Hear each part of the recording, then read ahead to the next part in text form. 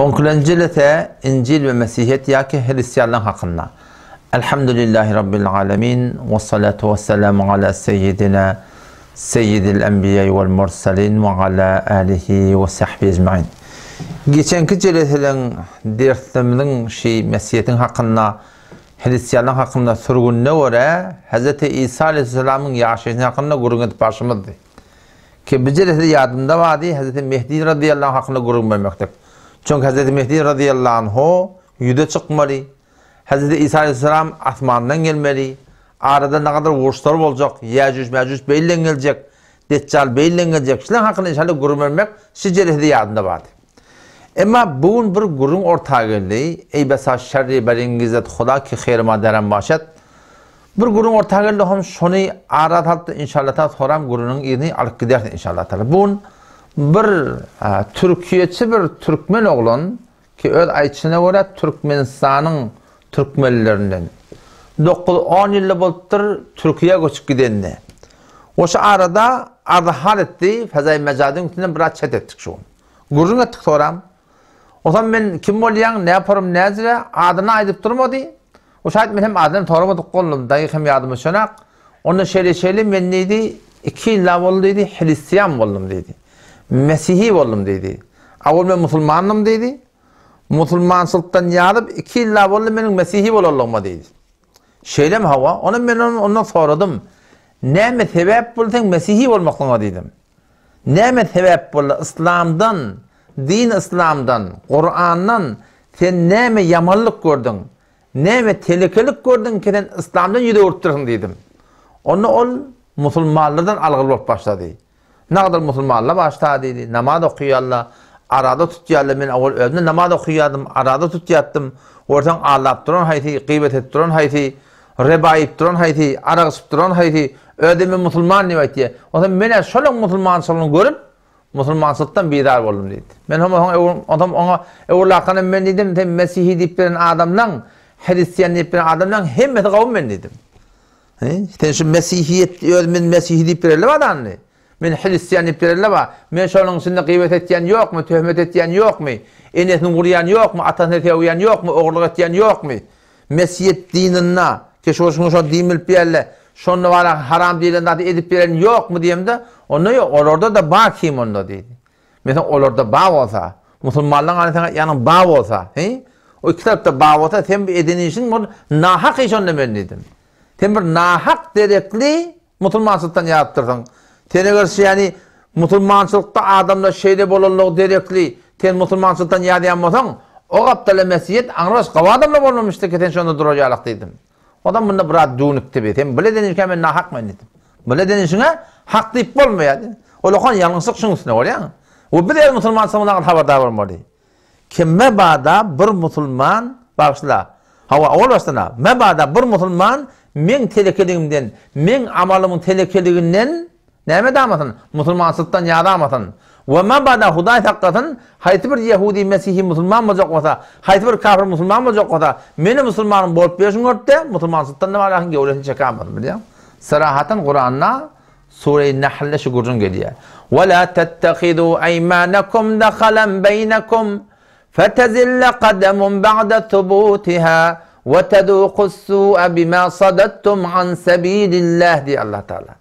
Kişi Müslümansılık bilen, ant bilen, yine burada bilen, وَلَا تَتَّخِذُوا اَيْمَانَكُمْ öd kafamlarını tutunman, دَخَلًا بَيْنَكُمْ ağlamadan çüreyim diye. Kafam içip, Huda şey diye, Peygamber şey diye, fark etmiyor yani sen. Tellen mı ağlatan da, takkalı mı ağlatan da, Kur'an'ın mı ağlatan da, soğupsun mu ağlatan da, hiç fark etmiyor yani.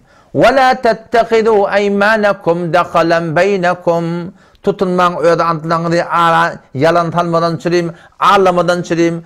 Müslümansılık at bilen olumunu ağlaman diye Huday Teala. Allah'ın ne bulur? فَتَزِلَّ قَدَمٌ بَعْدَ ثُبُوتِهَا bir adam iki Müslümansılık ölüptür. Müslümansılık gelecek kuttuğu yer böyle. Amiyanlar tefsir edin.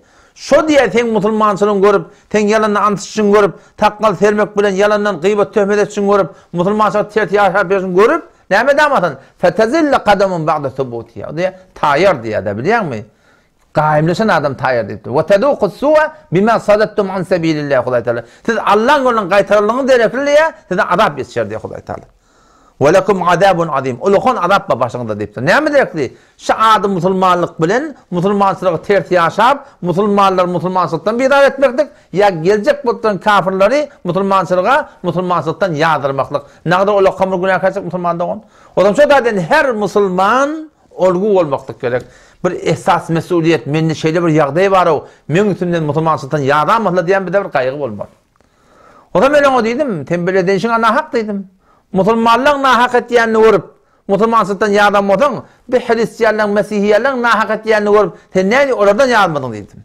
Olam bir tane gurduğum götü başını yığınlaştırdı, otam ben ona dedim, sonra beni gurduğuna oturdu da, gurduğuna oturdu, o tadan bu tadan kendi gurduğum oldu. Otam Huday takkatın, Allah korusun, la havle ve la kuvvete illa billah, ödüne dayanar yok, hiç vakti da Allah'ım korusun, bu dolanıp, men nimene çekiliyen, Mesihiyete men davet veriyor. Sen de gel tövbe et. Sen de gel Mesihi bol. Hava. Sen de gel hak dine gel. Men hak dini yani Mesihiyet men hava. Men senden bir sorum var dedim. Sen şu bir soruğa cevap versen dedim. Ben dedim Mesihi bol petin dedim. Ne mi soru? İncil'in hem de tutta. İnan şu evimde du. İncil'i aldım. İnalekem. İne Allah'tan netibe Rabbim. Elhamdülillah vel minne. Mesihiyet'in hakkında 2 tane kitap verdim. Şun biri 16 tane soru. Bir kitabın içinde 16 tane soru var şu İncil'in ödünden, Tevrat'ın ödünden. Seni Müslüman cavan doğanım, haydi veriniz.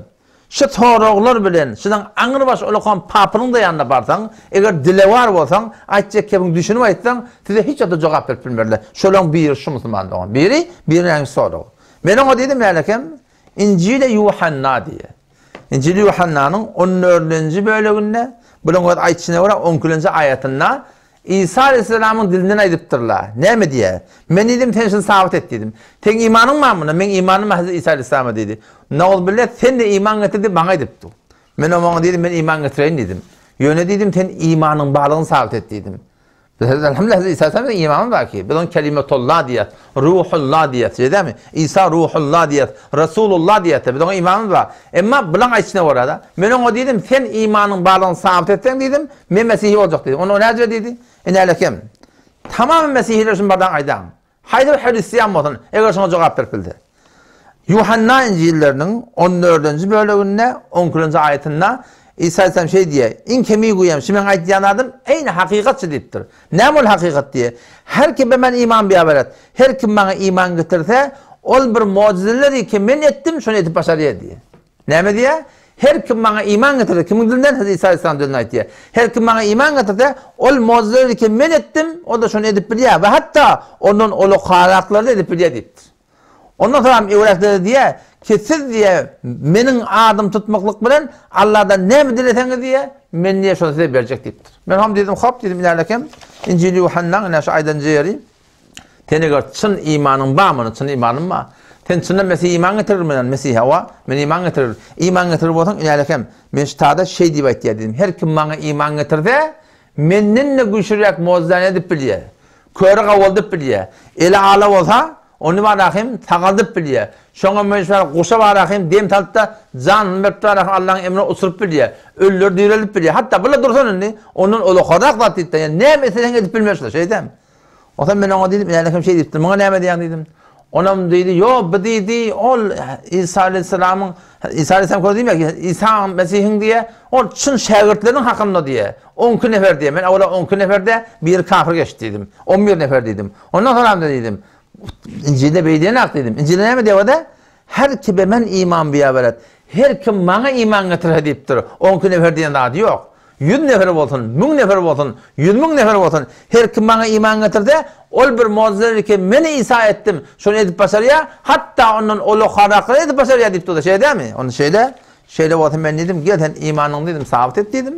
Mesih'i olmasa Mesih'i olayım ben dedim. Başarırlar mı? Hiç da başarmarlar. O zaman şöyle Müslüman da oğlum, bana hiç çok olayanım. Öz Müslümançılığımda kaim olaydı. Öz Müslümançılığımda olgu olaydı. Öz Müslümançılığımda mebada bir iş edamaydı ki, baştaki Müslümanlar Müslümançılıktan gövlerini çekmedin. Dinden 2 vakit Müslümanlar bidar battırlar diye. Din kavda da yok. İslamiyalik kavdin mi amneme? Ama musulmançılıkta musulmanlığın öde dinin iki vat zede bolupdurlar. İki vat musulmançılıktan gövren çekipdirler. Hasan avval baştan dinin namayindelerini betbin bolupdurlar. Ahullar, mollalar, ulamalar, soflar, pirler olgu olmapdırlar. Görelli bolmapdırlar. Millet çolurdan doğru amal görmeyeni avval baştan şu dinin namayindelerine, dinin başlıklarına, dinin prezidentlerine betbin bolupdurlar. Yani ben yaman göz bolupdurlar.